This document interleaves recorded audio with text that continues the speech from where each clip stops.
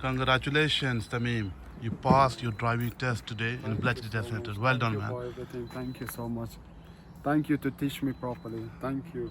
Okay, Tamim, congratulations once again. And you passed your driving test today in Bletchley Test Center, Milton Keynes, with only 2 minor mistakes. You know, it's a very good performance.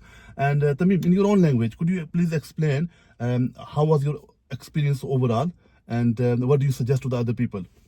بله تشکر زیاد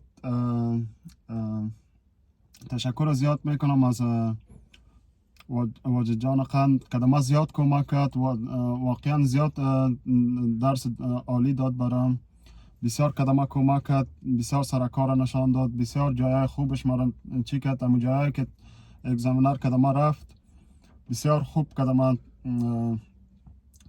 یعنی قسمت برای ما درس داد که جایی که باید میرفتم مرا نشان داد که اگزامینر رفتم بسیار خوش هستم ازش اگر میخواین که در یک دفعه پاس کنین باید که در واجد جان خان بیاین 100% شما پاس میکنین مطمئن هستم ما در بار اول پاس کردیم و اگر میخواین که کمرایش پاس کنین یک استاد بسیار عالی بسیار استاد خوب مهربان و قسمت براتان درس بده که شما ازش 100% راضی می باشین تشکر زیاد تشکر میکنم از واجد جان خان اینیا منم امروز ما پاس کردیم بسیار خوش هستم Good. واقعا تشکر زیاد واجد جان خان بسیار زیاد تشکر Well done, well done. I don't know what did you say, but you know, like it might be nice wording there. Okay, thank you so much. You're Thank welcome. you. You're welcome, Tamim. Thank you.